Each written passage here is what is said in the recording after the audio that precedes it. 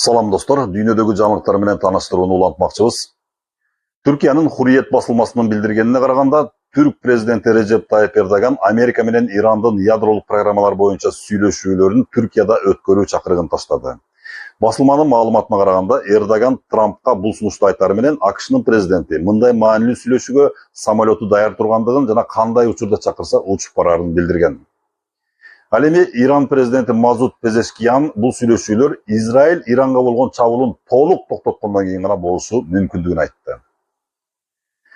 Иран-Израиль согушунда ирандык 14 генерал набыт болду деген маалымат тараган. Атайын бөлүктүн командири генерал Исмаил Каан жана жогорку руханий лидер Хамейнинин кеңешчиси Али Шамхани ал тизмеде көрсөтүлгөн.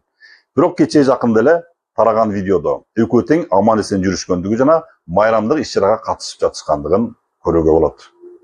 Иран мамлекети Кытайдан зениттик ракеталык комплекстерди сатып алууну көздөөдө. Кытайдын өндүрүшүнөн чыккан HQ-16 моделиндеги асман жер ракеталары ишенимдүү жана сапаттуу курал болгондуктан Иранды кызыктырып жатат.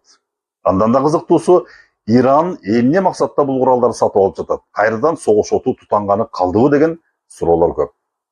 Ишемби күнү Израилдин түштүгүнө болгон аткылоону Йемендик хуситтер моюнга алышты. Израиль тарап ракеталарды тосуп алышкандыгын жана зыян келтирилбегендигин айтышты. 12 күндүк согуштан кийинки иликтөөлөр көп кызыктарды шаардана кылууда. Израилдин коргоо министри Израиль Каацты жардыруу ниетинде үйүнө жакын мина, жардыруучу заттарды койгон деп израилдик 24 жаштагы жаран камакка алынды. Ага шпионаж, чыккынчылык беренеси менен иш козголду. Ал эми премьер-министр Беньямин Нетаньяху уктоочу бөлмөсүнүн терезе тушунда бомба жарылгандыгын да жарыялады.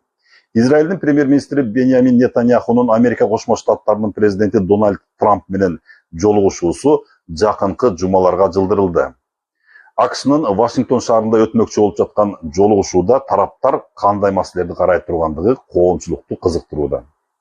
Фигаро басылмасы билдиргендей, Франция армиясы Россия менен согушууга даярданып баштады. Алар Украина менен Молдованын карталарын кайра чийип, тактикалык согуш жүргүзүү ыкмаларын иштеп башташты. Ал эми Францияда өткөн массалык митингде негизинен Макрон "Биз Украина үчүн өлбөйбүз" деген транспаранттар жайнап турду. Анда Украинадагы согушка аралашып жаткандыгы үчүн жана батыш өлкөлөрүнүн аскерлерин бул чатакка тартып жатканы үчүн Франция лидерин күнөөлөштү. Ошондой эле миңдеген митингчилер Макрондун согуш саясатын айыпташты. Евразия аймагында согушту тыймак турсун отко май чачып жатканы үчүн Эммануэль Макрондун отставкасын дагы талап кылышты. Митинг башкы оппозиционер Флориан Филипп тарабынан уюштурулган.